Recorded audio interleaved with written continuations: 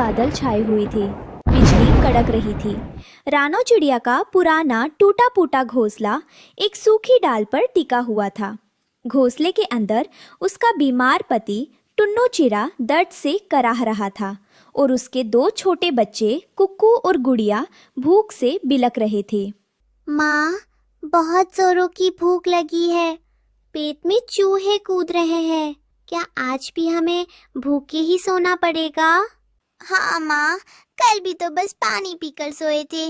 देखो ना, बाहर कितना अंधेरा है। मुझे डर लग रहा है। रानो ने भर आई आंखों को छिपाते हुए दोनों बच्चों को अपने पंखों में समेट लिया। वो टूटी हुई आवाज में बोली, नहीं मेरे बच्चों, धीरज रखो। ईश्वर कोई ना कोई रास्ता जरूर दिखाएगा। टुन्नू जी, आप कैसी महसूस कर रहे हैं? थोड़ी सी हिम्मत रखिए। टुन्नू चीले ने खांसते हुए कहा, रानो, मैं तो इस बीमारी की वजह से उठ भी नहीं पा रहा हूँ। बच्चों को भूखा देखकर मेरा दिल फटा जा रहा है। काश मैं ठीक होता तो दाना लेकर आता।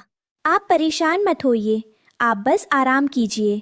मैं देखती हूँ, शायद कुछ मदद मिल जाए। रानो हिम्मत के पेड़ पर रहने वाले कालू कौवे और गोरी कौवी के आलीशान पक्के घोंसले के पास पहुंची। वहां मिठू तोता और भोलू कबूतर भी बैठे मकई के दाने मजे से खा रहे थे। कालू भाई, गोरी बहन, भगवान के लिए थोड़ी सी मदद कर दो। मेरे बच्चे 2 दिन से भूखे हैं और टुन्नू जी की तबीयत बहुत खराब है। मुझे बस थोड़े से दाने उधार दे दो, मैं आते ही लौटा दूंगी।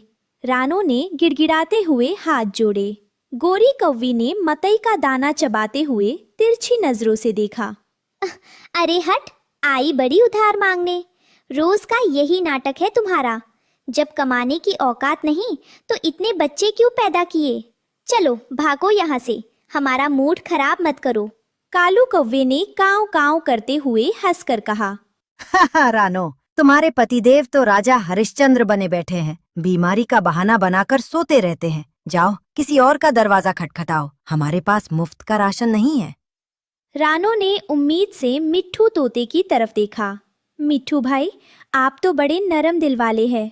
मुझे यकीन है आप मेरी मदद जरूर करेंगे। अरे चुप रहो रानो, अमीर और गरीब की दोस्ती कभी नहीं हो सकती। तुम्हारे उस टूटे घोंसले के पास खड़े होने में भी मुझे शर्म आती है।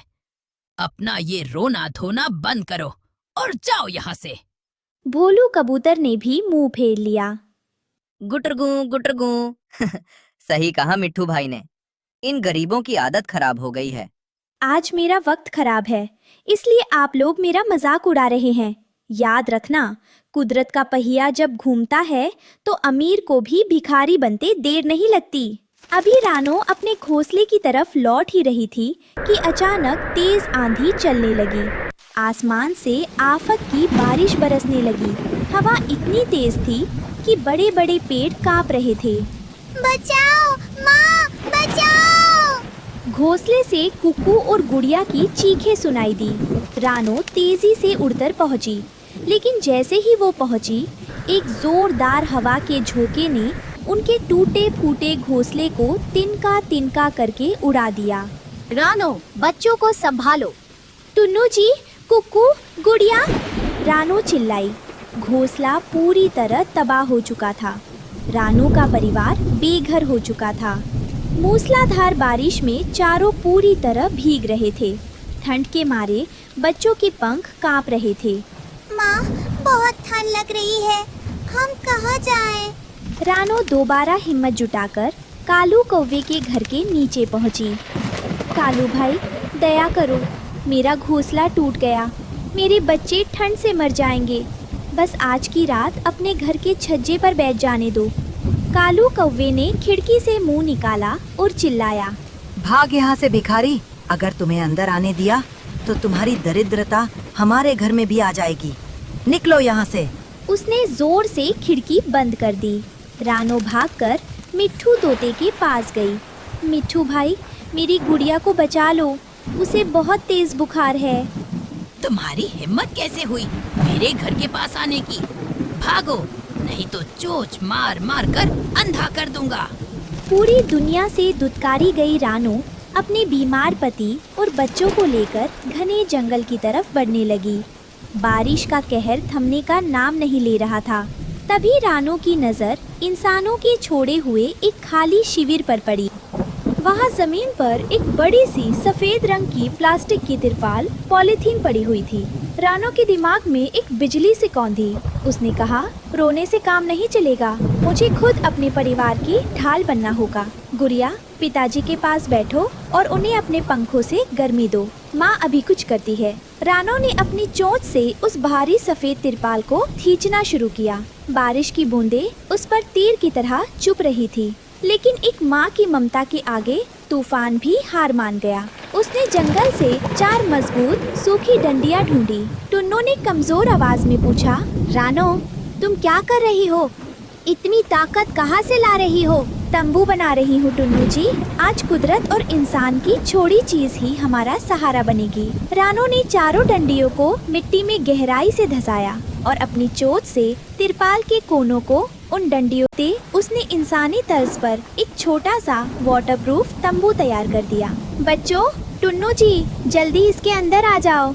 जैसे ही पूरा परिवार उस तिरपाल के तंबू के अंदर गया, बारिश का पानी बाहर ही रुक गया। अंदर बिल्कुल सूखा और सुरक्षित माहौल था। कुक्कू ने राहत की सांस ली। वाह माँ, इसमें तो पानी की एक बूंद भी नहीं आ रही। ये तो कालू कौवे के घर से भी अच्छा है। मेरी माँ सबसे बहादुर है। जब तक तुम्हारे माता पिता जिंदा है, तुम्हें आँच भी नहीं आने देंगे। अगले कुछ दिनों तक बारिश लगातार जारी रही। जहाँ कालू कौवे और मिट्ठू तोते के पक्के घोंसले भी सीलन और पानी टपकने की वजह से रहने लायक नहीं बचे थे, वही रानो का परिवार उस सफेद तिरपाल के तंबू में बिल्कुल सुरक्षित और सूखा था। तिरपाल ने उन्हें बारिश के कहर से पूरी तरह बचा लिया था। कुछ दिनों बाद आखिरकार आसमान साफ हुआ और सुनहरी धूप खिली। टुन्नू चिड़ा भी अब काफी हद तक ठीक हो चुका था। रानो, तुमने इस मुश्किल वक्त में जो समझदारी और हिम्मत दिखाई, उसका कोई जवाब नहीं। चलो, अब हम मिलकर अपना नया आशियाना बनाते हैं। हाँ पिताजी, हम भी आपकी और माँ की मदद करेंगे। रानो, टुन्नू और बच्चों ने मिलकर जंगल से अच्छे पक्के तिनके और हरी घास इकट्ठी की। कुछ ही दिनों की कड़ी मेहनत के बाद उन्होंने उसी तिरपाल के पास एक सुंदर और मजबूत नया घोंसला तैयार कर लिया। तभी वहाँ से कालू कौवा और मिट्ठू तोता गुजरे। उनका घोंसला बारिश में क्षतिग्रस्त हो चुका था और वे बेहाल दिख रहे थे। कालू कौवे ने शर्मिंदगी से सिर झुकाकर कहा, रानो, हमें माफ कर देना। हमने मुसीबत के वक्त तुम्हारा मजाक उड़ाया और तुम्हारी मदद नहीं की, लेकिन तुम्हारी हिम्मत देखकर आज हमारी आंखें खुल गईं। हाँ रानो बहन, असली अमीर तो तुम हो, जिसके पास इतना बड़ा दिल और अटूट हौसला है। हमें अपनी गलती का एहसास हो गया है। कालू भाई, मिट्ठू भाई, वक्त कभी एक जैसा नहीं रहता। विपत्ति के समय किसी का मजाक उड़ाने के बजाय अगर हाथ बढ़ाया जाए तो ईश्वर भी खुश होता है। मुझे आपसे कोई गिला शिकवा नहीं है। रानो की बातें सुनकर दोनों पड़ोसी पक्षी शर्म से पानी पानी हो गए। रानो चिड़िया ने अपनी मेहनत, सूझबूझ और उस सफेद तिरपाल की बदौलत न केवल अपने परिवार को बारिश के कहर से बचाया, बल्कि पूरे जंगल को स्वाभिमान और हौसले का एक अटूट पाठ भी पढ़ा दिया। अब उसका परिवार खुशी खुशी अपने नए घर में चहक रहा था।